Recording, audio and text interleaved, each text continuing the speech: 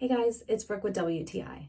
I am now in my 30s and I am starting to get wrinkles here and there, so I wanted to combat that with some preventative measures. I found this brow mask by Pacifica and I love it so much. It is so easy to use and it is also super cute. I love the look of it. And it even comes with a carry case so that you can make sure it lasts as long as possible. All you have to do is wash your face like normal and apply your favorite serum in a small, thin layer.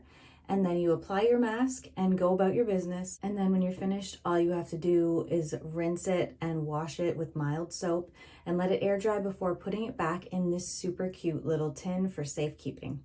If you're starting to get wrinkles or you would like to take preventive measures and keep your forehead nice and smooth, I highly recommend trying this silicone mask. I love it and you will too, but that's just my point of view.